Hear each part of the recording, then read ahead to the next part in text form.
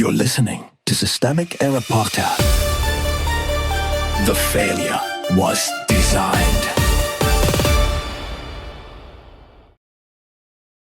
Fox News would call for impeachment if economy was this bad under Obama, ex-Trump aide, based on an article by Matthew Raza.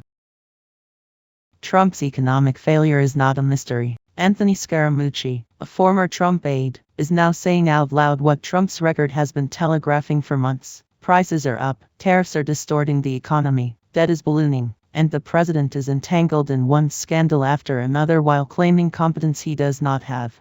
That is the surface story. The political story is simpler. Trump holds the office, Trump makes the decisions, and Trump's allies and enablers keep pretending the damage is some kind of weather event. Power has a name. Trump is not suffering from an uncontrollable economy. He is exercising power inside it. The source makes it plain enough. He imposed tariffs, he pushed the country into a quagmire in Iran, and he continues to try to bury his connection to Epstein. These are not accidents of governments. They are choices made by the man at the top, then defended by the people who still depend on him. That matters because Trumpism thrives on a lie of diffusion. Everything bad is supposedly inherited, unavoidable, or someone else's fault. But institutional power in this story is not abstract. It sits in the White House, and the consequences attached to the man occupying it. The economy is the cover. Scaramucci's comments about affordability, debt, and inflation are not just economic complaints. They are a map of how Trump governs: feed the rich, squeeze everyone else, and then sell the pain as strength. When prices rise across the board, that is not a branding problem. It is a political outcome. The most revealing part is the logic Scaramucci describes: debt climbs, then politicians reach for inflation as the easiest way to pay for their recklessness. That is not technocratic drift. It is class warfare with a spreadsheet. Lower and middle-income people absorb the cost while the powerful keep their options open. Tariffs are not populism. Trump's tariffs are the kind of policy that sound muscular on a rally stage and act like a tax on the people least able to absorb it. Scaramucci says as much. They raise the pricing umbrella over lower middle-income Americans who voted for Trump. That is the core fraud of Trump's economic nationalism. It performs protection while transferring pain downward. This is where the misdirection matters. The damage is often framed as volatility, uncertainty, or market unease, as if no one chose this.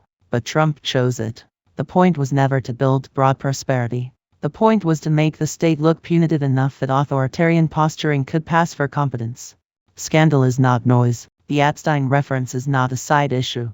It is part of the same pattern, a political figure who survives by demanding deference while surrounding himself with corruption, abuse, and concealment. Trump's defenders want the public to treat that as separate from the economy, separate from governance, separate from everything that matters. It is not separate. A presidency that lies about its alliances, its obligations, and its conduct will also lie about prices, jobs, and the future. The deceit is the method. The policy failures are the result. The real comparison. The Hoover comparison is useful only if it is read correctly. The point is not nostalgia for some cleaner Republican past.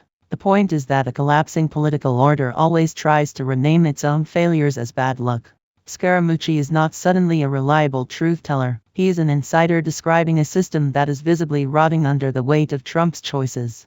The larger pattern is plain enough. Trump turns public office into private impunity, then uses economic pain to keep his coalition angry, confused, and dependent. That is not leadership in crisis. It is a governing style built on extraction, denial, and the expectation that other people will pay for the wreckage. You've been listening to Systemic Error. Thanks to Alternet for today's article. With the automated voice of Sam, thanks for listening.